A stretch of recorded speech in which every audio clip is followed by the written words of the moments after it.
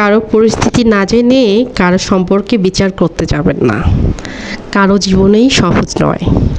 সবার জীবনেই কোনো না কোনো সমস্যা থাকে। মানুষ কে কোন পরিস্থিতির মধ্যে দিয়ে যাচ্ছে তা শুধু সেই জানে, আপনি বা আমি জানার কথা না। এজন্য অন্য সমালোচনা, অন্যর বিচার করার আগে, অন্যকে নিয়ে উপহাস করার আগে ভাবা উচিত প্রত্যেকে যার যার নিজস্ব জায়গা থেকে লড়াই করে যাচ্ছে, কারো জীবনের জন্য, কারো সংসারের জন্য, অনেক কিছুর জন্যই হতে পারে। হ্যালো এভরিওয়ান, আসসালামু আলাইকুম। সবাই কেমন আছেন? আলহামদুলিল্লাহ, আমরাও ভালো আছি মোটামুটি। আমার তো একদম ঘ্রাণ শক্তি আমি হারিয়ে ফেলেছি, কারণ প্রচণ্ড ঠান্ডা, জ্বর, পেটে আবার প্রচুর খিদা।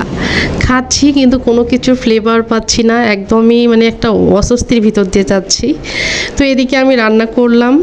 ফার্স্ট টাইম আমি পুডিং বানিয়ে নিয়েছি, কেক বানিয়ে নিয়েছি। এবারে যে এখানে রুই মাছ, বেগুন দিয়ে চচ্চড়ি, চিকেন বিরিয়ানি করেছি, ফ্রিজে গরুর মাংস রান্না করা আছে।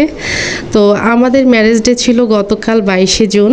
তো আমাদের ম্যারেজ ডে আমাদের উৎসাহ বা আনন্দের চেয়ে আমার ছেলের আনন্দই বেশি। সেই আম্মু কী করবা না করবা ব্যস্ত হয়ে গেছে। বন্যর বাবা ফোন করলো, একটা কেক নিয়ে যাব নাকি বাইরে থেকে বলো। তো আমি বললাম না, আমার ছেলে আমার হাতের কেক খেতে পছন্দ করে, এজন্য আমি কেক বানিয়ে ফ্রিজে রেখে দিয়েছি। তো সে বাইরে থেকে এসে ফ্রেশ হলো, তারপরে তো আমার বর্ণর ব্যস্ত, বাবা চলো আগে কেক পুটিং কেটে খেয়ে নিই, তারপরে অন্য কথা। তো সবাই দোয়া করবেন আমাদের জন্য। আর এইরকম ছোট্ট ছোট্ট মুহূর্তগুলো কিন্তু অনেক ভালো লাগে, সবাই পরিবারের একসঙ্গে হাসি খুশি থাকলে অনেক ভালো লাগে। তো এই যে আমার ছেলের বলতে যে সব সময় আমার আম্মুর হাতের খাবারই আমার কাছে বেস্ট, অন্য যেখান থেকে আনো না কেন। তো তার বাবাকে বলছে, তুমি আমার আম্মুকে অন্য কিছু গিফট দিও, তোমাকে আর কেক পুডিং আনতে হবে না।